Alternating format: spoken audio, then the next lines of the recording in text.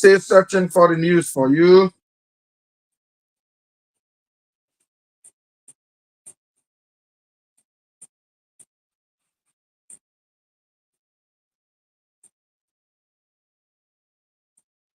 So we are live now on Facebook. Those of you who want to stream us live, you want to see us live on the Facebook, so you can get us live via Care Communications Network on Facebook and on YouTube. Let's get it. Let's get more news for you. Let's go straightly into America, Alabama, the USA. Police offer 50,000 rewards for suspects in Alabama shooting.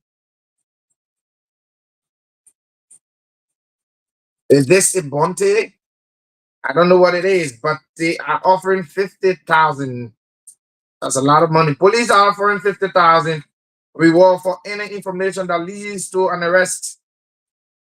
As the hunt continues for a group of attackers after a dirty shooting in the U.S.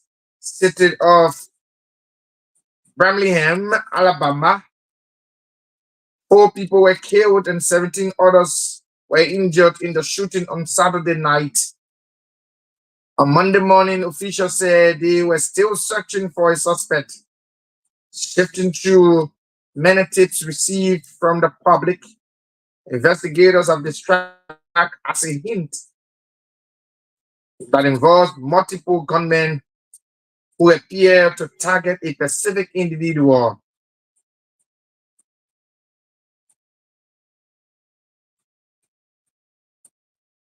The attack unfolded just after 23 hours local time around Mongolia Avenue Soft in the 5 Point Soft nightlife district.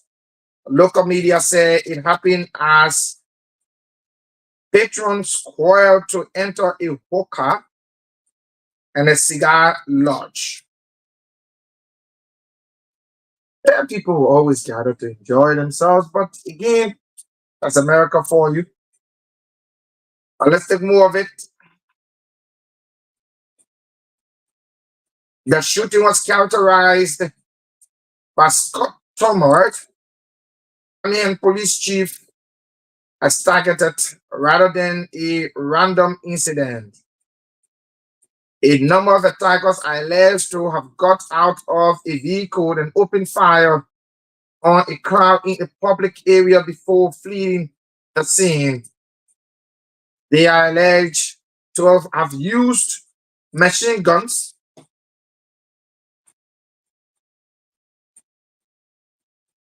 conventional device.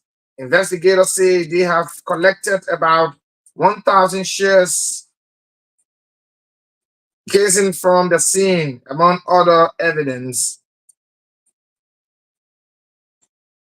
Birmingham Mayor Randall Woodfin blamed clock switch device that can be attacked to handguns to make them fire automatically, and described these as the #1 public safety issue in the area.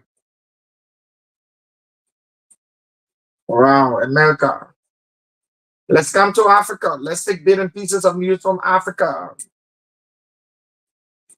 Those of you live on the Facebook, share the video. Let others join in the broadcast as well.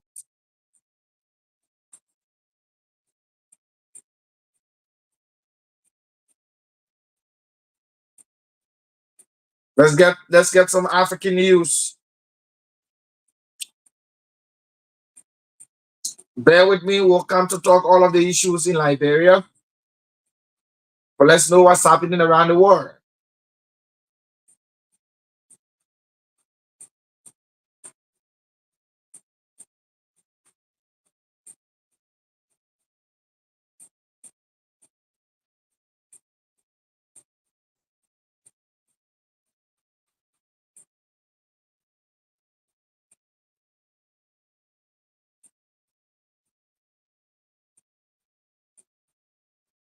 Still looking for African news for you.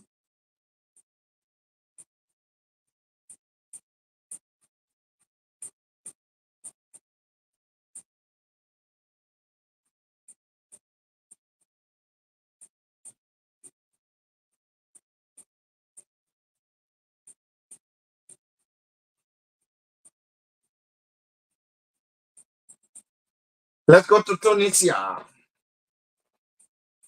Yeah, Tunisia is in Africa. Tunisians continue with protests against President Kassi's before October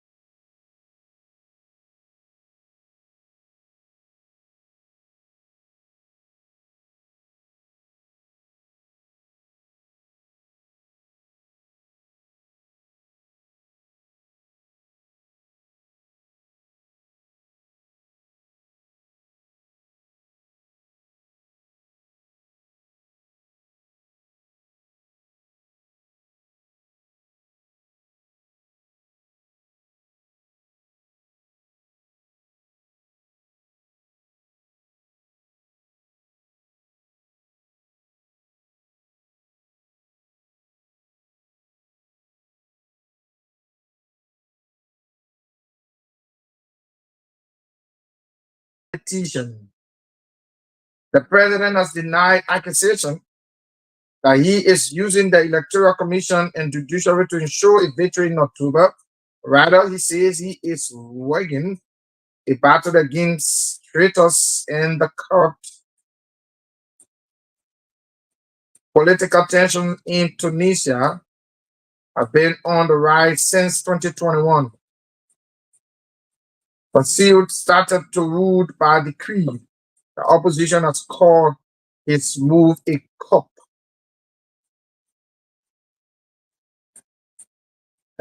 These Arab countries are so interesting. Let's take one from Africa.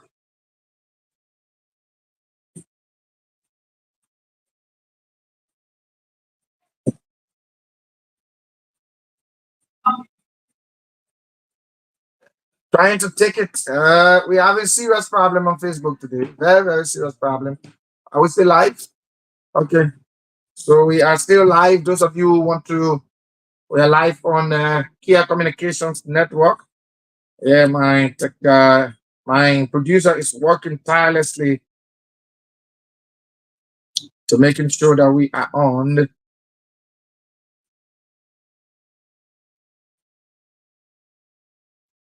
Still looking for it for you.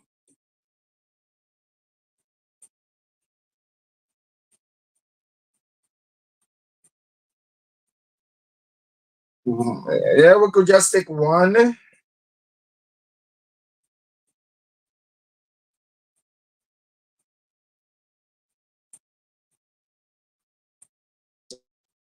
Let's take this one from Israel.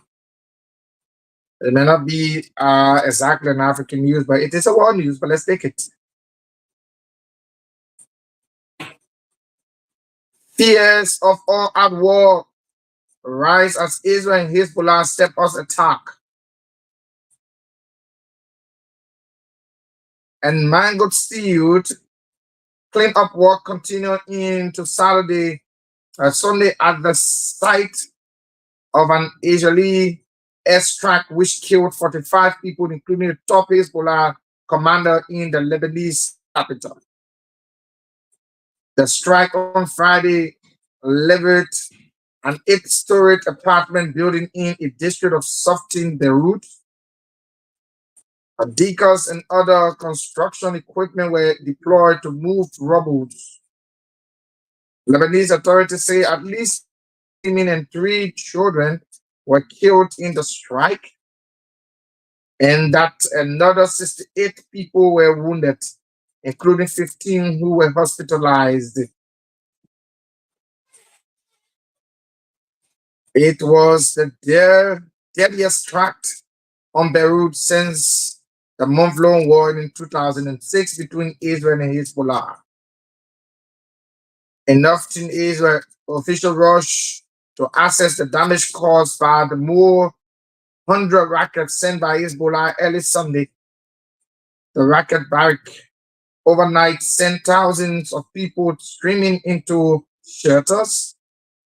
Some of the project site landed near the city of Haifa. Since October,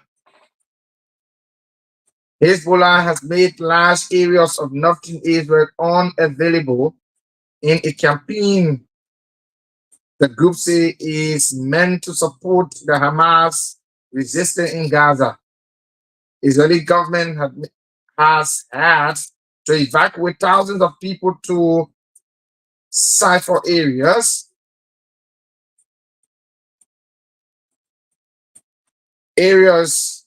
that are safe for citizens to avoid further shelling.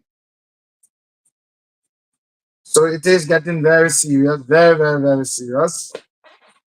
Yeah, very, very serious. Let's now come back home and talk about the issues that really do matter. Let's recognize a few of our people following us via the social media. We have my brother and friend Ansu Coleman. He said, I'm following the economic freedom fighters of Liberia. Thank you so much. Uh, Ziyema Gabo, he said, hi, Kia Radio. I'm following from the Republican state of Georgia, the USA. Thank you so much. My brother and friend Hassan Cooper say, good afternoon, brother. I'm following from Cardwell. Thanks that you are in town already. I'll talk to you right after the show. Thank you so much. You can leave your comments. Those of you wanting us to read your comments, leave them right on our live feed. We will have them read out for you right on this platform. So yes, I couldn't make it on Friday, and I just need to let the public know why. So on the weekend, I wasn't feeling faring too well as well. So I thought to take some time out to my health and observe what's happening. And I've been able to do some minor treatments, though I still need to do further checkups to know what is the problem. Only checkups will tell me. I will do that in the coming days. But for now, I am stabilized and I'm stable, and we can we can talk. We can directly run the show, so you don't have to worry. Yeah. So don't worry. I'm okay. I'm doing very good, and I'll continue to do good. God is keeping me for a reason. No weapon faction against me will prosper. Yeah. That is what God said. He said, no weapon faction against us will prosper. Every tongue that rises against us, he will condemn. You know, God promises are real. But the Care Humanitarian Foundation is still here and will continue to remain here. Uh, we are more concerned with agriculture, health delivery, education, sanitation, you know, and all of these things are uh, embedded, they are intertwined, they are interwoven with the Care Humanitarian Foundation's work. And so just on Sunday, the CEO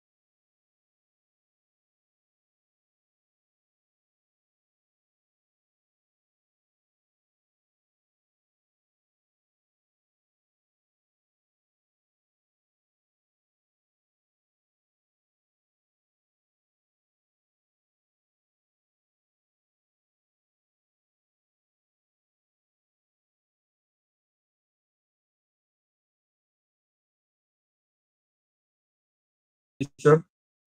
They're the owner of Kia Radio 95.9. And the Kia Humanitarian Foundation is so concerned about humanity. And that is why I've told you repeatedly times with our number that the, the urge and the need for humanitarian services will continue to persist.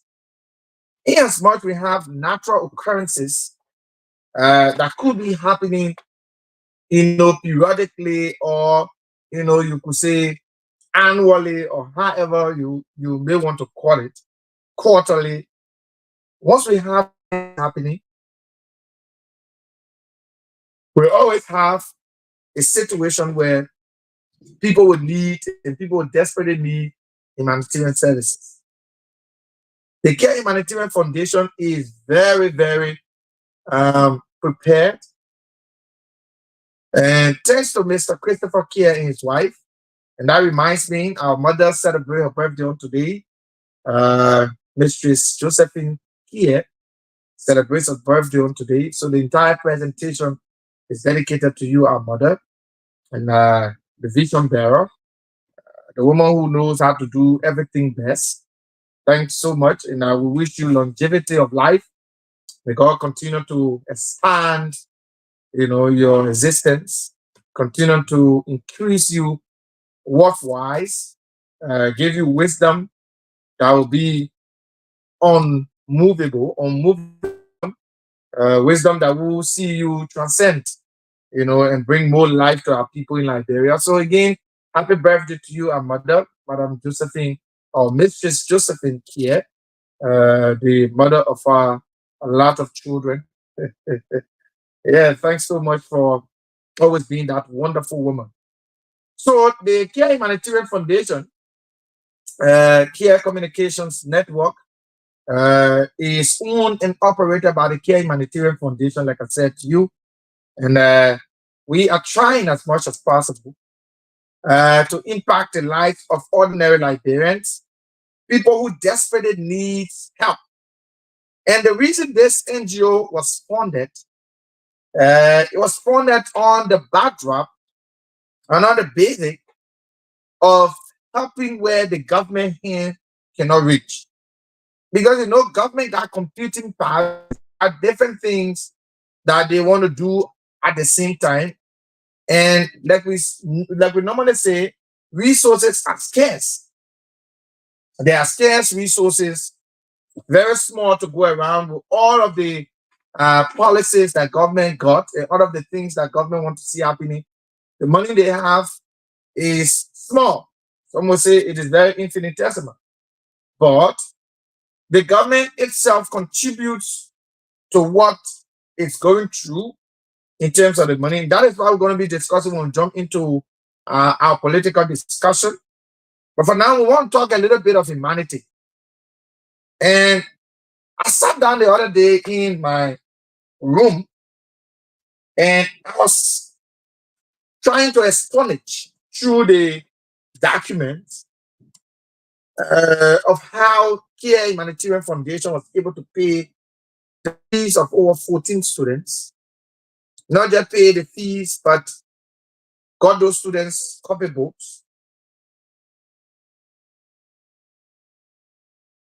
got them book bags, got them shoes, just everything you can call items that need to go to, that you need to go to school. Those items and those materials were provided. And I listened to one audio with the acting executive director, Mr. Moses Flomo, where the children were they were in jubilant mood and telling the CEO and his wife, thank you. You see,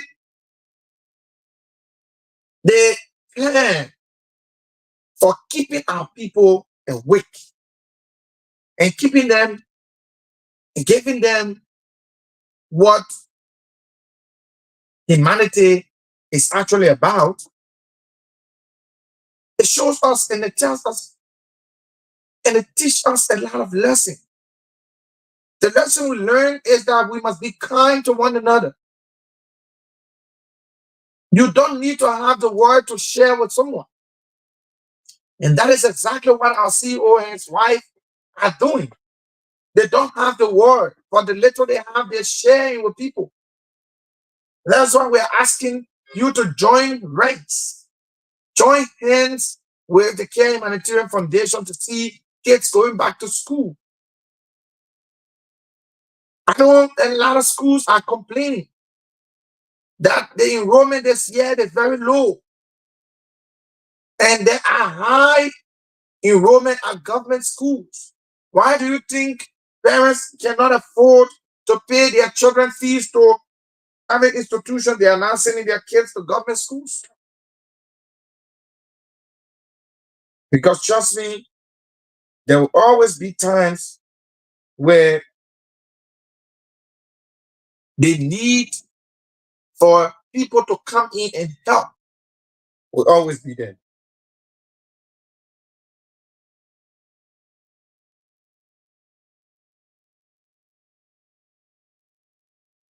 We always want to do that. We always want to do it. But again, we cannot do everything. We cannot do everything. The Care Humanitarian Foundation is just one group. The competing priorities are too many. People bringing proposals, people bringing different things. And we're more focused on helping the needy. We're more focused on those not feed for themselves, who cannot get it, who cannot have it. You know, even if they try, they cannot get it at the time they need it.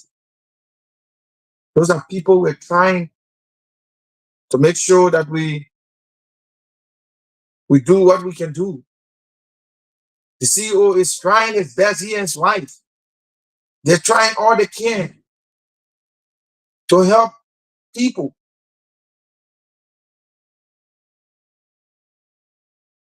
They're trying all their best to help people. And all they need is a tap on the back from people with benevolent will, people who are into, giving back to the society. That's why we are imaging Care Communications, Care Humanitarian Foundation that you can partner with. We want to do more than what we are doing in Liberia. We have a component of health. There are places in Liberia where people are not accessing health care delivery. We want to have a system where we can reach out to these people in their villages and conduct surgeries, minor surgeries that, can be able to help our people. We want to reach a stage where we can help government to administer drugs to people who desperately need it. We want to reach a point where we can go to communities and give community support, where we can start to have, our sanitation team getting out in the field and trying to find safe drinking water for our people, trying to make sure that the community is habitable. And we need to get there. Key for us to get there is now. Can Mr. Kia and his wife do everything? No. That is why we are asking people with some history of being humanitarian or being a philanthropic to help, get involved, partner with the Care Humanitarian Foundation.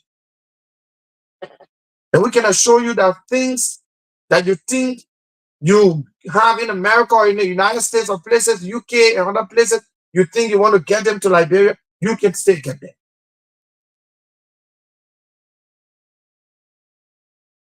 Samson Debbie, we are journalists. He said, I'm following. Thanks so much for following. Just leave your comments if you have any. We'll read them out for you. So the Care Humanitarian Foundation cannot do everything. We have 4 pillars. We have education. We have health, culture, and sanitation. Can we do everything in all those areas? No. And you listen to the CEO, his dream about agriculture and how he intends to take agriculture to another level. Like I've told you times about number, agriculture is the bedrock. Agriculture is the way of life. It should be a way of life for us. It should be something that we should inculcate into our daily activities. We should be able to adapt it as a system. We're not just to be talking about agriculture. Mr. William W. Wulu say the Liberian Civil Rights Movement official spokesperson is following. Thanks so much, Mr. William W. Wulu. You're always following. Thanks so much. You people are the real deal.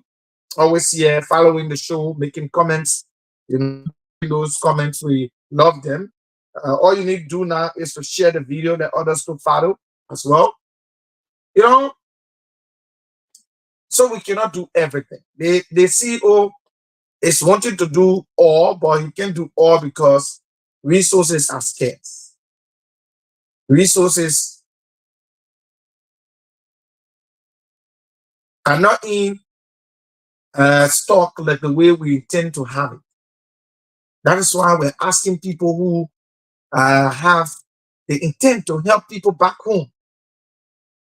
You can get in contact with the team in the United States, the Care Humanitarian Foundation team. You can get in contact with us. I'm in contact with our CEO. You can get in contact with our CEO's wife, Mr. Skia. You can get in contact with Kishen, the General Money Kishen. You can get in contact with Mr. George Stebo and the rest of them.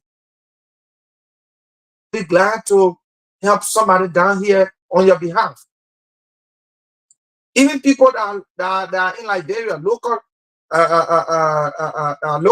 or let's say international organizations, we are looking for local organizations to partner with. The Care Humanitarian Foundation is just that humanitarian foundation that you need. Because we're into everything you think you want to do. We're into health, we're into agriculture, we're into sanitation, we're into just into major areas that you think need intervention. We are into those areas. And we are happy to provide the need for those things. Yeah, so that is it.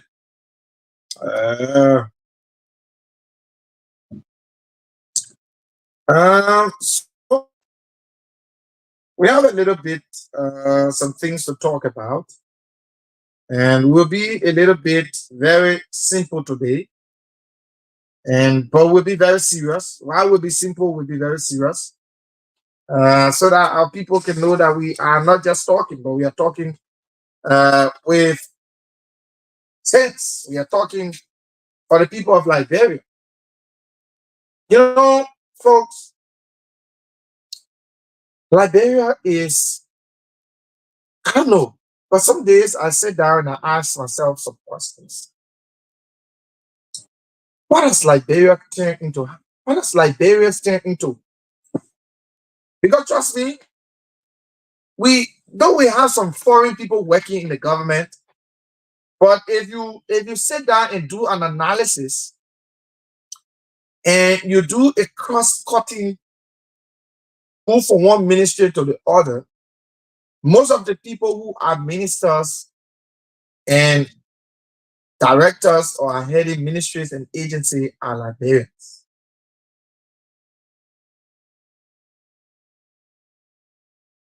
What is different? Why is it that our country is not moving at an incredible speed? Even when government come, governments go, the country remains the same. Why is our country not making significant strides? I heard the president of the country, Ambassador Joseph Newman Barker, His Excellency, is in the United States, lobbying for the country through the UN General Assembly, talking about how Liberia is a country to benefit from the United Nations. These are good ventures. These are good moves from the president.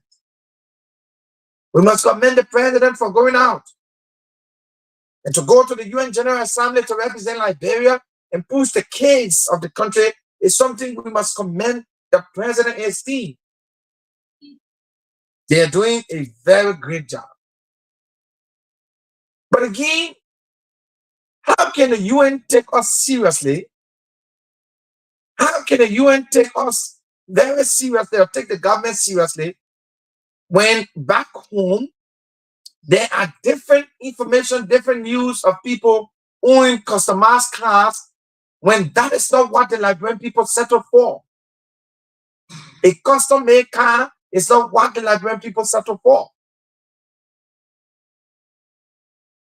For the last few hours, like 72 or so hours on the internet, Mr. Ami Modad has been trending. And he hasn't been trending for good news. He hasn't been in the news for good reasons, for the obvious, but for the issue of alleged corruption. You know, there is something government called gratuity. And it is not a bad thing for a government official to be giving gifts or so, but the code of conduct frowns on a government official accepting gifts from a company, accepting gifts from people. That is why the office of the ombudsman was created. Mr. Philip Wakanga is the head of the office of the ombudsman. What is he doing? I've not heard him call out the Minister of Commerce.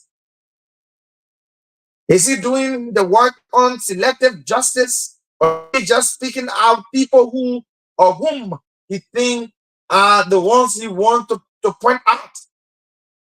The Commerce Minister has been in the news. For what reason?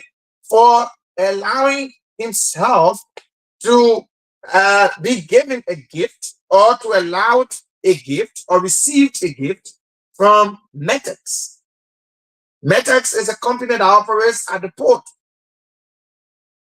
And if these allegations are true, that you receive gifts, it's tantamount to corruption. It is tantamount to corruption. Nobody in this country should rob and should be a government official to rob a custom-made car. You know what a custom-made car is? A car that comes in the brand you want it. Most especially coming in or coming with your signature or coming with something, you know, that portrays you or represents you. It is not a good sign. The president is trying. The president is rubbing shoulder with big people across the country, across the continent, making sure that he secure a deal for Liberia, making sure that Liberia is on the map, making sure he push the case of the country. But back home, behind his back, there are conversations of people riding custom-made cars. Is that a good sign for the country? No, it's not. And that is why sometimes we say the president needs to stand his ground. He needs to start to take the bull by the horn.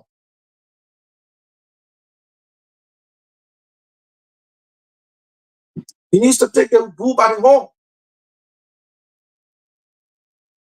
Minister Amin Modad, the Commerce Minister, is of the laws of the country. If the code of conduct says that he should not accept a gift, and it is being alleged that he received a custom-made car through the LRA, but that's a whole syndicate. And for me, that is why I always say to people, when we preach equity, we must come with clean hands. You cannot buy a custom-made car in Liberia. Why you can't is because the country is suffering. The country is in poverty. The Liberian people are suffering. Parents cannot find their way to put their kids in schools. But the Commerce Minister is allegedly riding a car that resembles one of the fleets in Joe Biden's car or in Joe Biden's convoy. It's something we need to look at. Something we need to look at. In Joe Biden's, we need to look at that. We need to look at it. If it is true that the Commerce Minister, that is why I say it has been alleged Because for the last few days, the last 3 days, all we've seen on social media is Minister Amin Modar and this alleged car issue. That is what we've been able to see on the social media. I'm not saying everything that comes on social media are true, but they must be investigated. There must be an investigation that should be commissioned by this time. If he received a gift from Metex, it is a bad sign. He cannot be a commerce minister and be receiving gifts. A conflict of interest. It is a sign of corruption. The Liberian people are suffering. This government comes and goes. Another government comes and goes. At the end of the day, the Liberian people remain the same. Their status are not changing. They remain very poor, below poverty lines. To even have a square meal a day is a problem. You have all of these things happening. Minister Amin Mudad should not be riding a custom-made car. If for any reason he is riding that car, or he accepted that car from Metex through the LRA, that is wrong. It's wrong today, it's wrong tomorrow, it's wrong any day.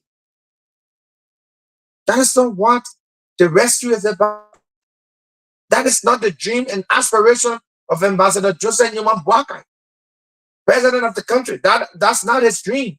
His dream is to see Liberians live above and above the poverty line, to live way above, a normal status of a human being.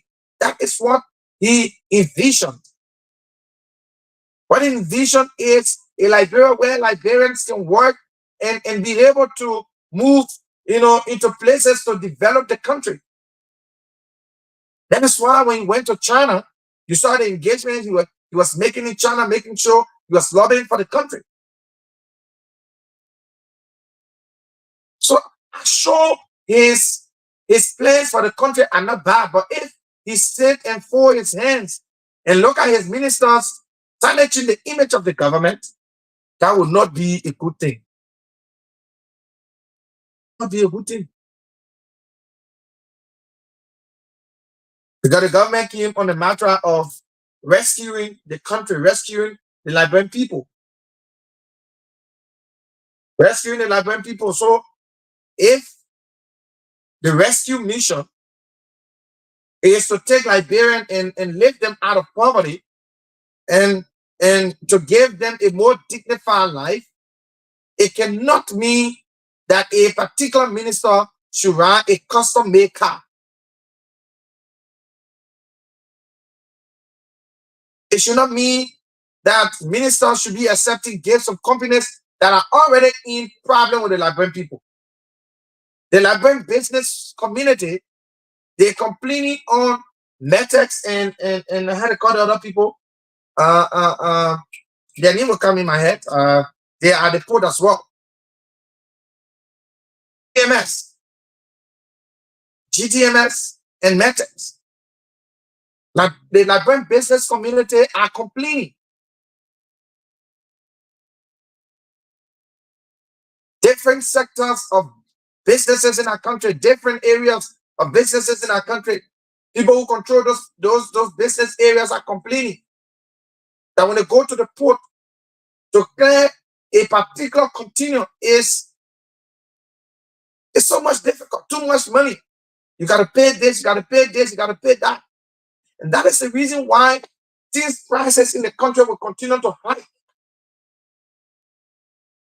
Because when you have things prices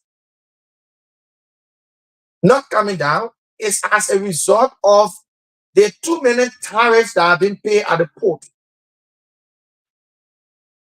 And you have these companies that are allegedly to government officials. They are the ones allegedly in the web of increasing tariff at will. Some of the companies do not accept liberty. They do not accept Liberian dollars.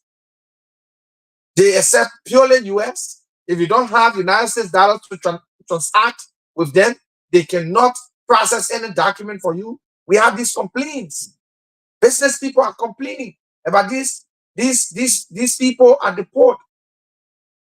GTMS, Metex, they are the ones who are creating the strains, the financial strains on businesses, like when businesses are suffocating, like when businesses are dying, like when businesses are becoming extinct. They do not have survival. They are not surviving anymore because the money they pay for just retrieval of a container from the port is too exorbitant. That's why when those come out of the port, all of the goods that are in there, the people are all the money they spend through all of these companies that are stealing from them. They add those monies on the product or the commodities that they're selling. It is like when people that feel the pain. It is like when people that feel the pain.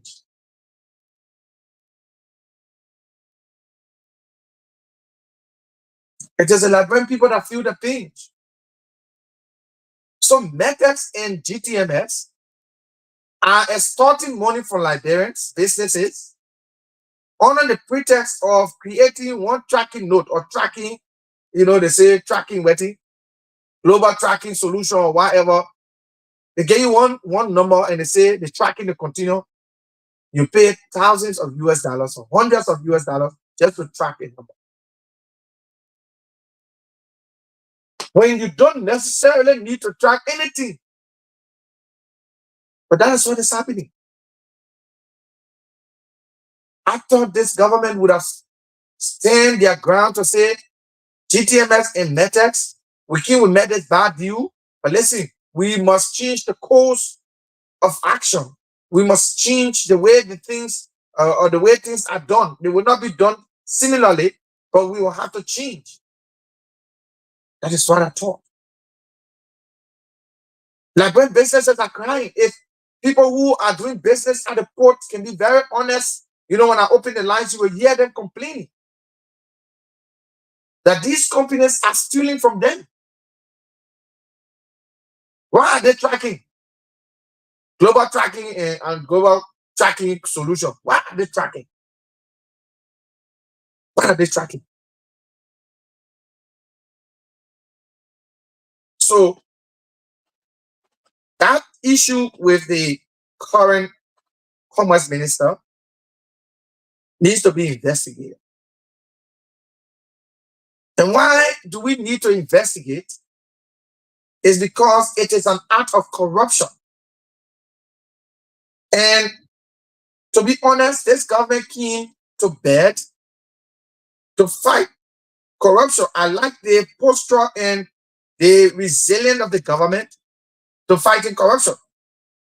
But if the government must succeed in the fight against corruption, they must start an in-house corruption fight. It will send a signal to past administration that if the people, the inland brother can say, baby. So when the cat start to eat baby, that means no other baby around the cat is safe.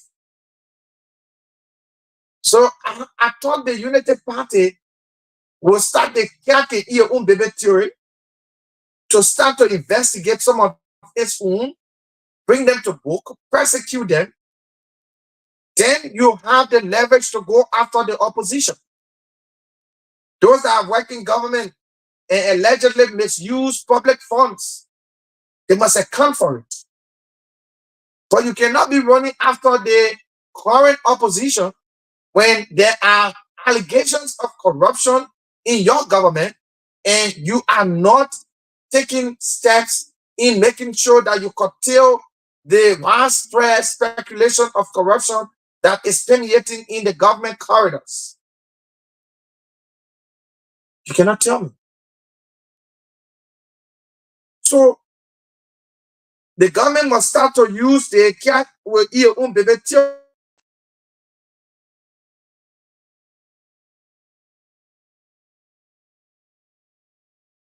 Cat eating your own baby theory. That is something the government must be able to adapt. Because if what I'm hearing and with the document I've seen so far with the car, if that is what is true, then it means that we need to further investigate. We need to further investigate the current Minister of Commerce. The president is out there lobbying for the country. But guess what?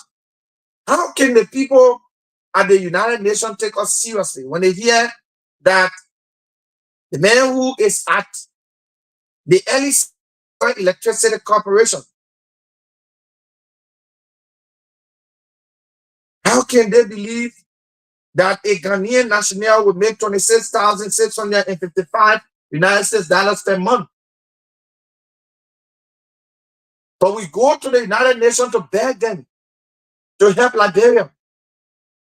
But we can pay a Ghanaian national who is one of the heads at LEC.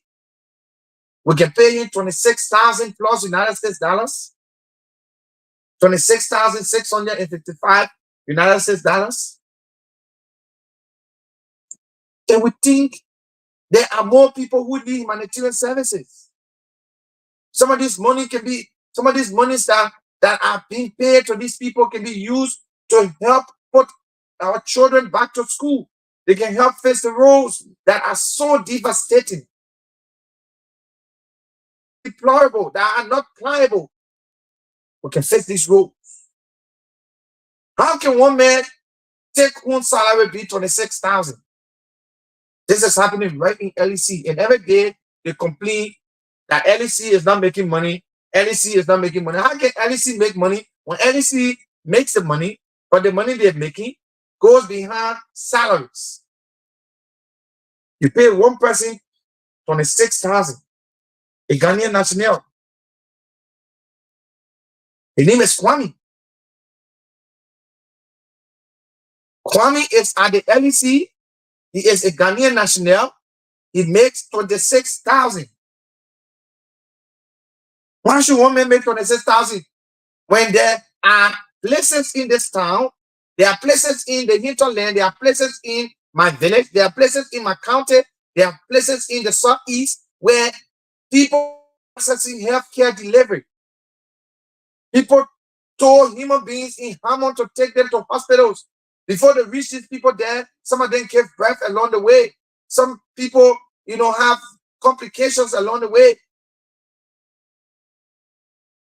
But we're taking 26,000 United States dollars and spending it on one Ghanaian national for doing nothing. Absolutely. Why are we paying Monica Tan, who was former foreign minister of this country? Why are we paying Monica Tan $17,514? Why are we paying Monica Tan such a very huge money? Some of you will say, but the man working, the man. Why should people be making such huge amount? And we still go back to the United Nations, we go to people and beg them. We got resources on the ground. We got money in this country. So sometimes I know the people in those countries can just look at us and be laughing. And say, what are these people trying to portray? It's like you're sitting to your house and you have food, but you're saying you are hungry. And someone is asking you, but you got food here, you say, no, that food there, I keep it there for someone, but you're hungry. That is the theory of Liberians. That is the theory of all of the governments that have come and go. We pay people thousands of US dollars for what exactly? I'm yet to know. How do we pay these people so much money? How can money captain, a single individual, make $17,514 US? How do we do that? And we go to China to beg China.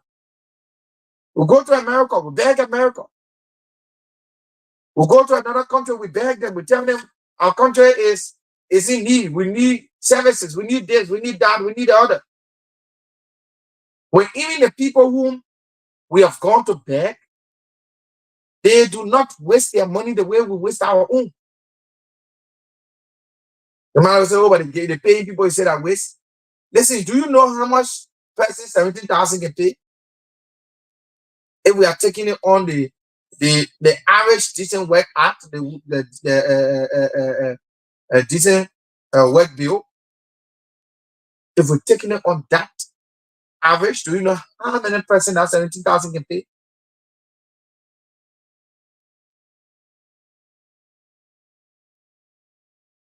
Do you know how many person it can pay? Not even talking 6,000. I'm talking about the $26,655. So we got all of these plenty of money in our country, but we go out there, we act very impoverished, we act like we don't have it, when we can cut down on wasteful spending and we still save the government some real good cash and we can invest that money into our deployable rules. By the way, let me tell you, I don't know whether the Ministry of Public Works or whosoever that did the work on the Bushel Island by putting racks and small cement dust on that road between Cowtown and Freeport or APRC, they did a very good job. At least the cars are moving now, though it is not perfect because right before the bank, before GT Bank, yeah, it's terrible.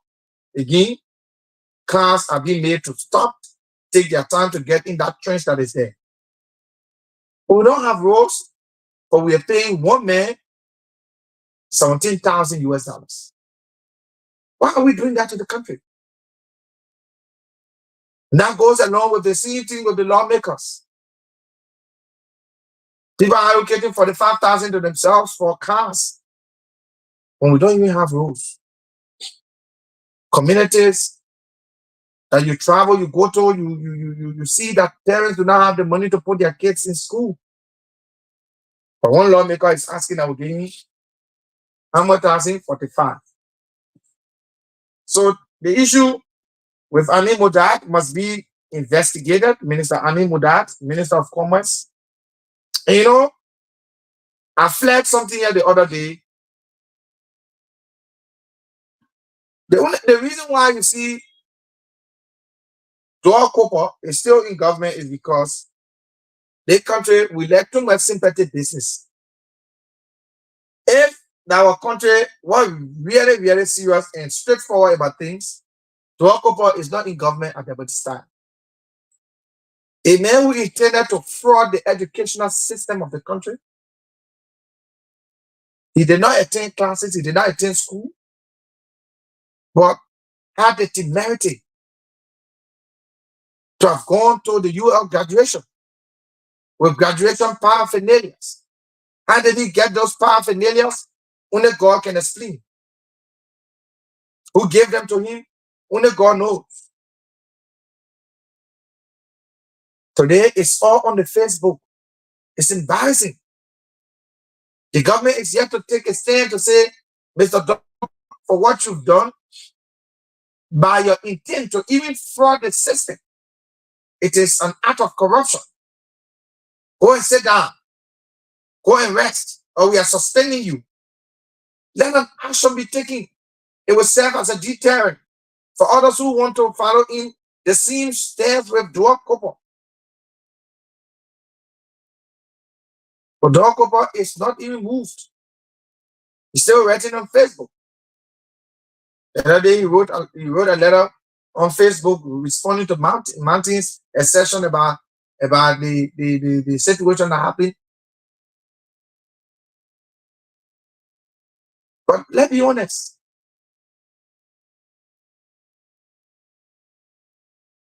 You can fraud a system and the government statement maintain you as the inspector general.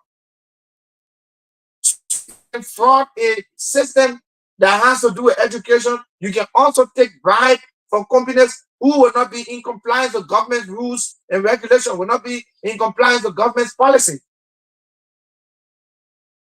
No, let's be rational. If Mr. Dwalkoper, can accept to to to to make his way illegally at a graduation that he should not be to, and he decided to navigate his way, corruption wise, to attain a degree.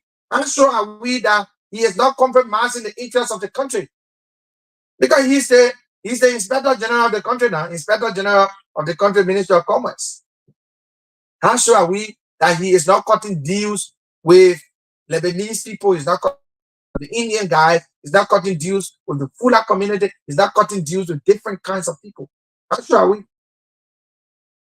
A man who intend to fraud a whole U.S. system.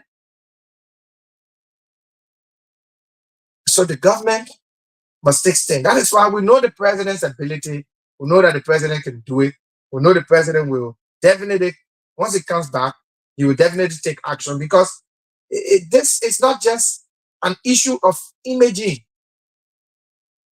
It is about the integrity of the government. The integrity of the government have been brought under question. Have been brought under questioning. Because if one person in the government is doing all of this, it got a dent on the government. Even though he's an individual, but he is an integral part of the government. And so we want the government to do what they can do to investigate. So we pray for the president as he's in the United States.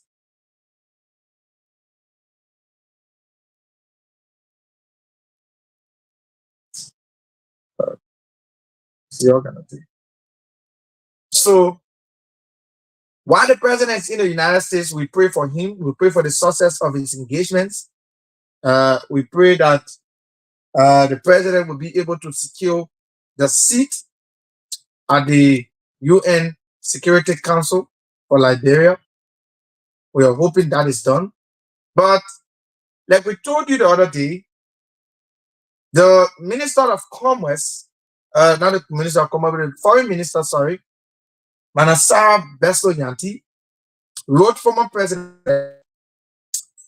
and begging him or asking him, he was not the only person that was written, and asking him to join the train of people who will advocate for Liberia's seat at the UN Security Council, at the UN General Assembly. And I was one person who said the letter was in the right direction. Few days after, the Deputy Minister for Press and Public Affairs, Mr. Daniel Osando, went on the regular press briefing, mega press briefing, and said all kinds of denigrating and throwing tantrums at the former president. And I came back here and I said the deputy thing, he was over excited, he was overdoing, and he needed to slow down. Because with the diplomatic nuances that were being spoken in that letter, one would think that the government would just play by the rules and say, let's continue to engage the former president, because we want this seat and we want our government to be the one getting the seat. Let's play by it. But the honorable deputy minister went on and threw tantrums at the former president. That was very wrong. And it was very, very, very wrong. But the former president's office has responded to the letter. We've not been able to read it, and we want to take our time to do it today.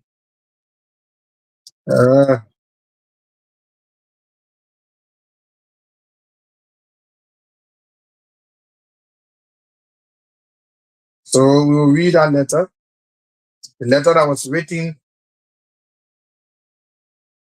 by the office of the former president responding to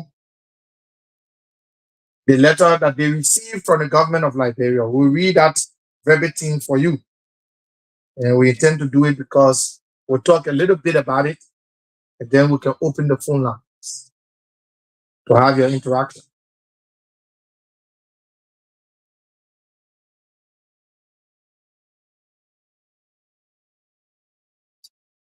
I'm looking for the letter. Please bear with me, trying to get it so I can read that letter for you.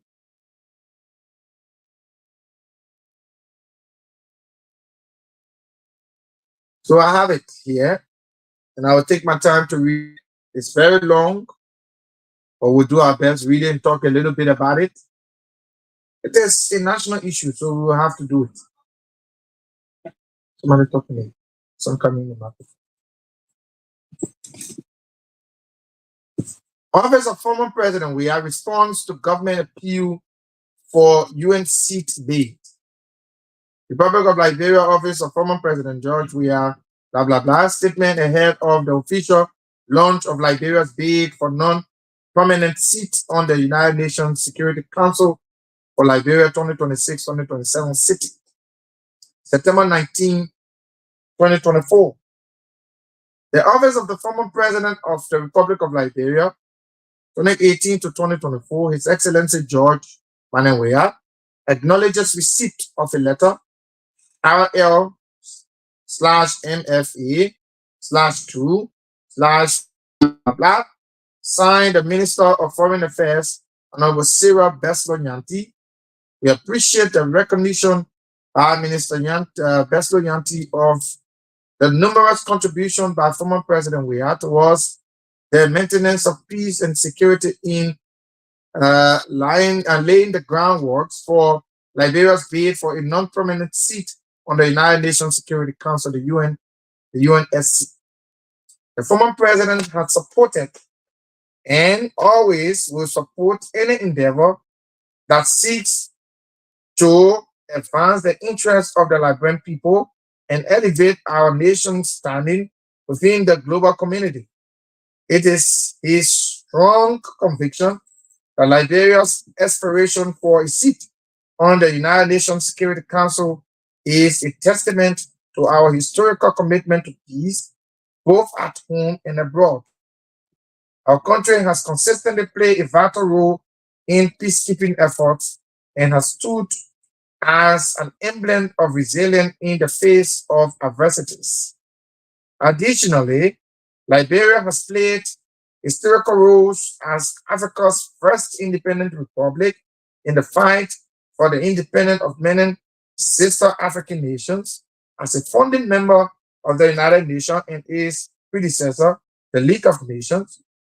Liberia played a pivotal role in ushering and consolidating world peace and establishing global order.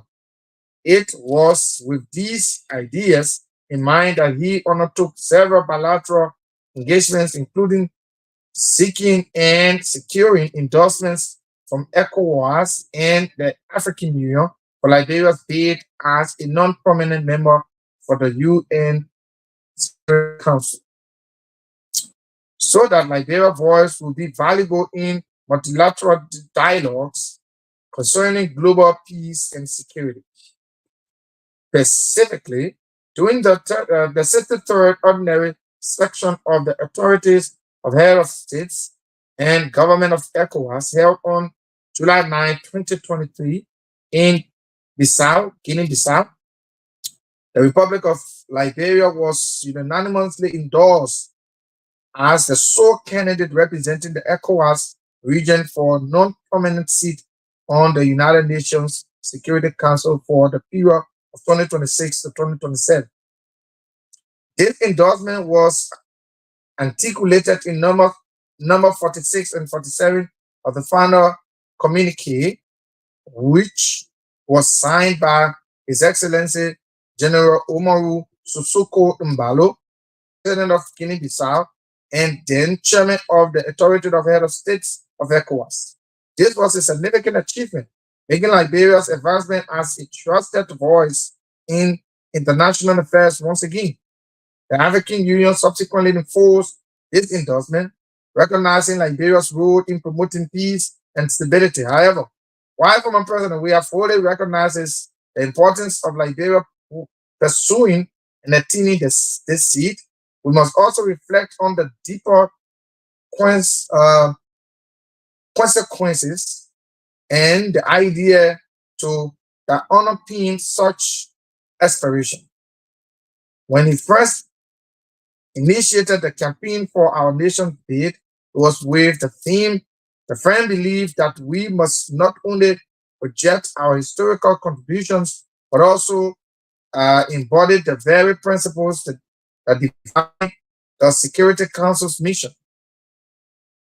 government, governance, and good governance, the rule of law, unifications, and the protection of fundamental freedoms, including the right to free speech. These principles are not just aspirations, they are the bedrock upon which our credibility as a candidate must rest. Regrettably, the current domestic landscape represents challenges that would undermine and derail the essence of our bid. For example, on Thursday, August 22, 2024, the Liberia National Police, without presenting any search warrant, raided the headquarters of the Coalition for Democratic Change, firing live ammunitions and surrounding the building with armed men and injuring many partisans. This attack on our political party headquarters is an alarming sign of the administration's disregard for political freedoms, the rule of law, and national unity, such and many other actions which have been well cataloged directly. Uh, it contradicts the ideas of democracy and peace that from the foundation of the United Nations Charter and the very principles that Security Council must uphold. This letter is very long, very, very long, but there are a few things in this letter that I was pointing to, but I reached to the part. I just need to talk a little bit about it. So this letter is the letter that was written by the former president's office. And I show why they decided to reference all of these. It was because of Minister Sano's accession. You know, sometimes when we're telling some of these people, take time how you talk in government is important. It's important for us to be detailed. Our statements should be detailed. Our actions as government officials to be detailed. The reason why we should always practice a detailed posture is because it comes right back to us. It comes right back to us. Am I happy about the letter that is being written by the former president's office? No. Why am I not happy? It is not time that we start to cast blames. And that is where I have issues with the former president's office. It is not time that we start to cast blames. If the law for the country truly remains intact, what the president, the former president should be doing is to say, regardless of all of these things, we will forget, because documenting these things and reminding the United Nations of all of these things, because they are written documents. The United Nations will document these things and say, but the government that say they want to pay, they're doing they want, they're not upholding press freedom, they're not upholding political freedom in the country, and blah, blah, blah. All these things will be cataloged. Liberia's chances of attaining the seat may be jeopardized. So I thought the former president would say, yeah, all of these things will not matter, but we just say, let it go, and we will suddenly, and you produce the video, the 1 minute video that will support Liberia's bid for this seat. You have already started. Forget about the political rumble, the political rough time that's between the opposition and the government. Those political upheavals and those political optics will always have a time to interplay. They will always have. There's no country that will say there will not be political optics between the government and that of the opposition. It will always be. But it is that time that we surely sit and just talk about the the bad of the government or the things the government has done, all of those things will help to jeopardize our chances of winning the seat. I thought the former president would just let things go. But just let things go and we all just fight because it is about our country. Even though, yes, some of the things they said, they catalog that government, were firing live bullets. I am not sure that the government fired live bullets because I did not see anything of that nature. But I know the government was firing tear gas to disperse, the crowd. That the government was firing live bullets. That is not a good sign for the government. And so if all of these things have been cataloged, trust me, it still doesn't give Liberia a good chance to win the seat. But again, if Minister Daniel Sano would have just remained quiet and allowed this letter that was written by Manasera Bethel Yanti to resonate and go to the proper authority without any other statement coming in from the government, I think it would have served as a means of hooking the former government to say, okay, so but because he came up to throw tantrums at the former ruling establishment, the former president, I think this is where they too start to. So it is no longer about the seat again. It is about people's personal, people character. It's almost like people now are saying, you didn't want to me, so because of this, I will not support this. That is what is happening. And we think Liberia should be far from that. Liberia should be far from that. We should be far from it. We should not be thinking about our country more than ourselves. Forget about what the United Party may have done.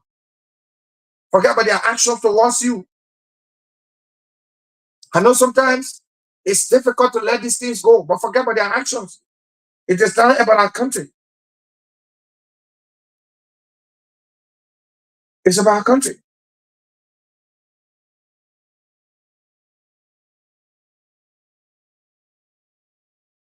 It's about our country. And so both parties did not behave fair to the country. The people who are handlers of the former and they let on the road, it was not about the United Party. They did not see it that way. But I saw it like it should not now be about the United Party. It should be about the Liberian people. It should be the interest of the government. It should be the interest of the country. And the government too should not have released extra statement than the one Madam Beslo Yanti wrote, the former president. Shouldn't have done that. See, all of these things, they bring about hatred, and here we are now. Our bid for the seat is still hang in the balance. Still hang in the balance. So let's review this thing that's coming from the United States government. We'll read you that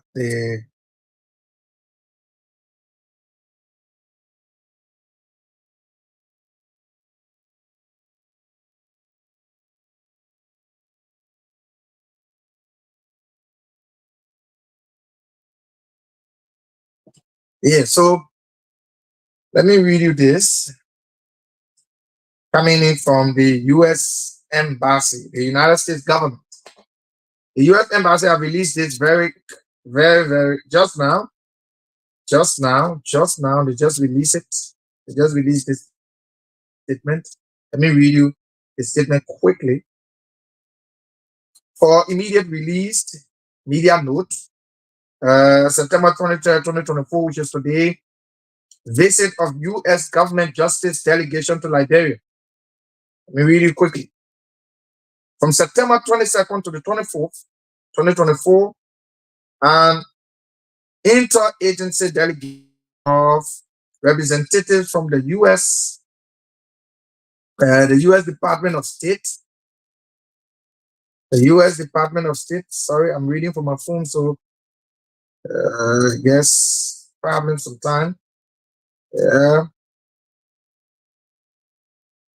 The U.S. Department of State, Office of Global Crimes Justice, Office of Global Criminal Justice, Homeland Security Investigations, Department of Justice, the U.S. Attorney's Office, Philadelphia, and Federal Bureau of Investigation, the FBI, will visit Liberia to strengthen U.S. Liberia cooperation across the justice sector and contribute to Liberia efforts to establish a war and economic crimes court.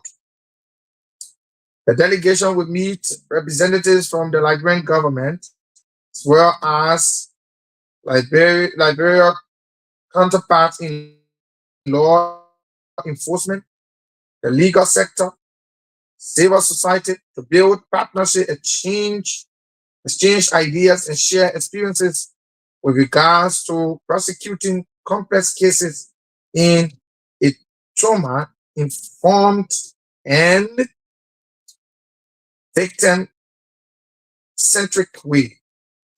The delegation brings extensive experience in investigating and prosecuting war crimes and other atrocity crimes, as well as victim support. We, re- we recommend we commend Liberia commitment to build a war and an economic crimes court, and we are proud to send this delegation to Liberia to support local efforts towards justice and accountability, said Ambassador at Large for Global Justice Beth Van Schack. We stand ready to be a partner as Liberia takes on this challenge, and we hope this visit be the start of a productive relationship where both US and Liberian officials can learn from each other. From the office of the US ambassador, yeah, yeah, yeah. So this note is from the US government, from the US embassy near Monrovia. They said there's a team coming, and that team is coming to visit Liberia, ties, and to help to strengthen the cause for the establishment of war and economic crimes court in our country.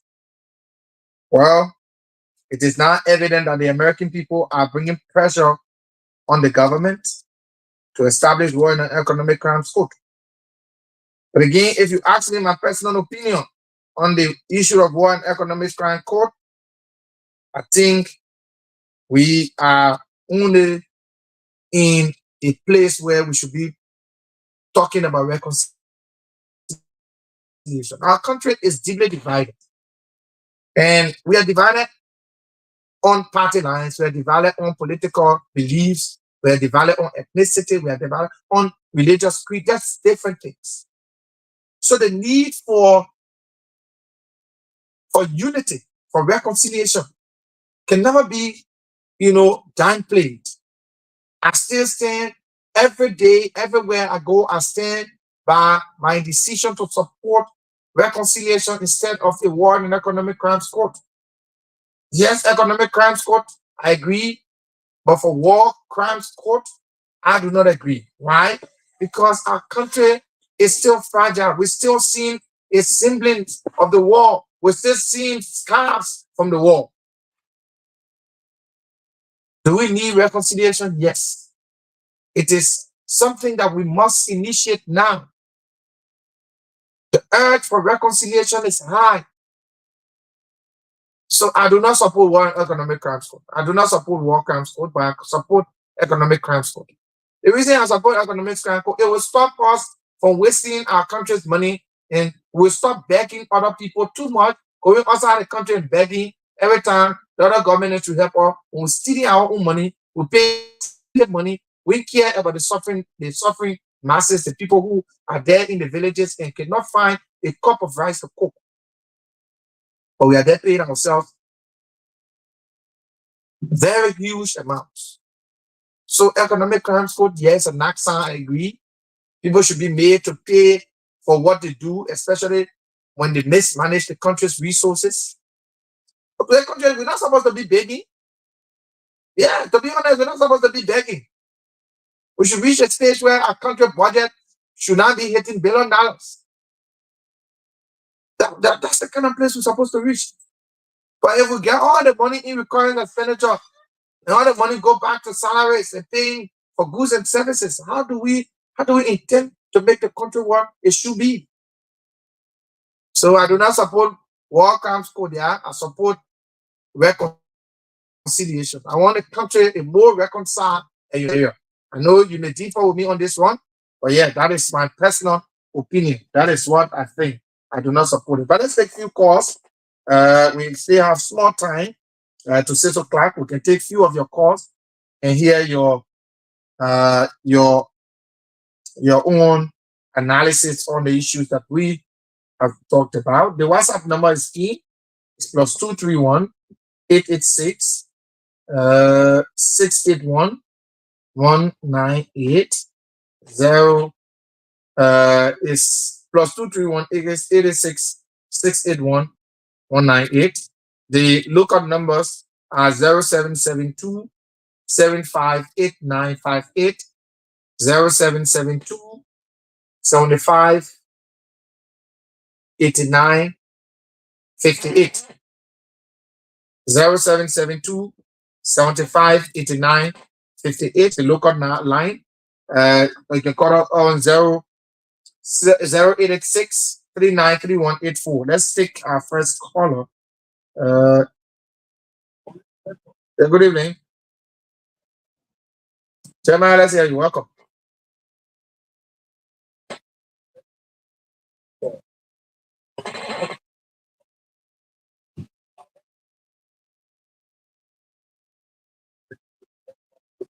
Okay.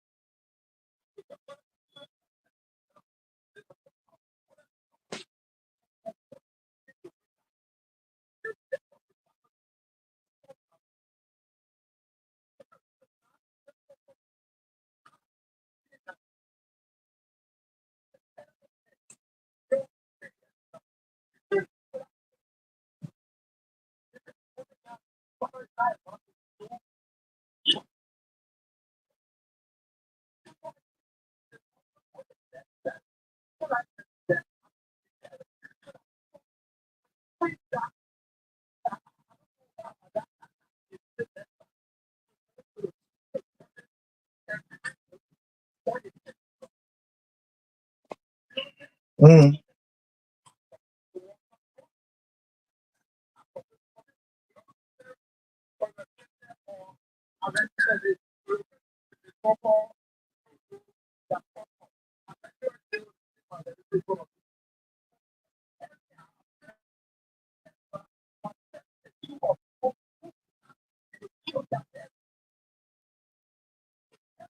Okay.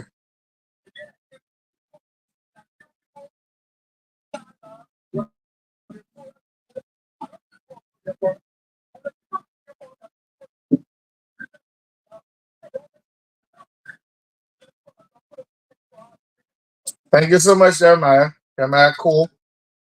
Jeremiah Cool, a regular listener and contributor. 0772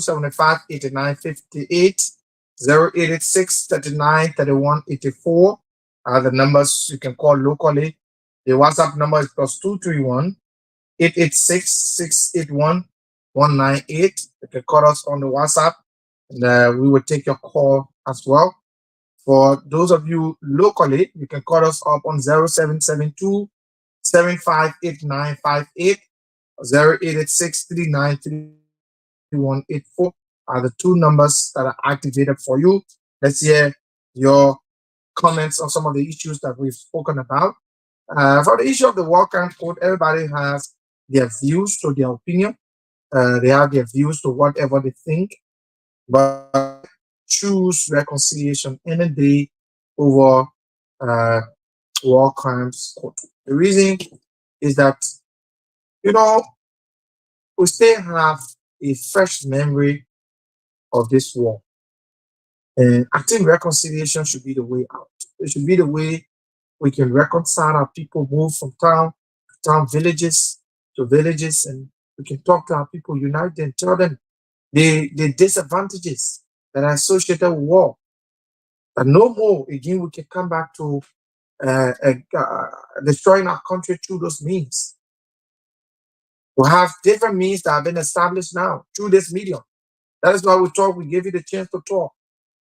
You talk, the government listens.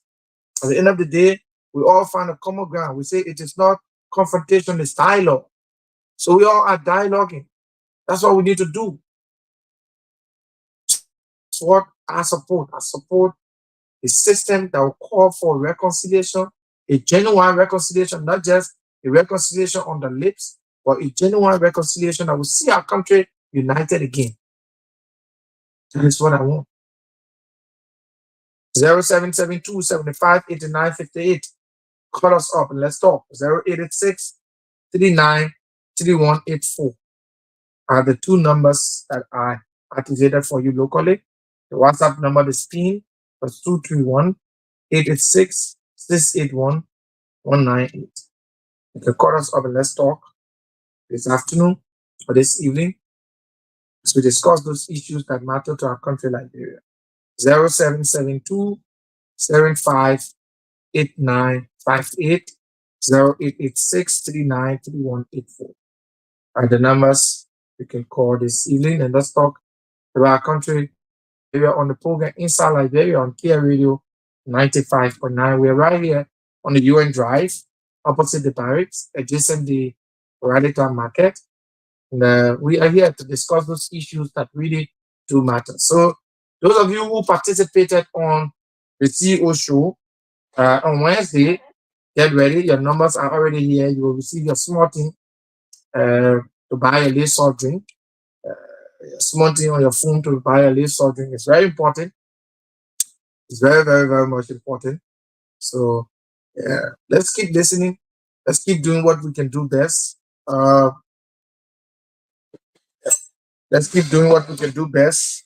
Tomorrow, same time, we come back to you with another great presentation of the program. My name is Morris Desmond Brown. And of course, Josh Ware has always been here and he's always here. He's my able producer. And of course, he's been doing that. So we have some optics about the internet, but yet he was able to restore it. We are just streaming live on Facebook as well. Share the video, all of you who came on a live to watch. Let others join the broadcast as well. Until tomorrow, when we'll come to you with another presentation. It's a wonderful, wonderful Monday evening in the nation's capital, Monrovia. Until then, love you to keep the peace. Tomorrow, same time, same station. I'm out.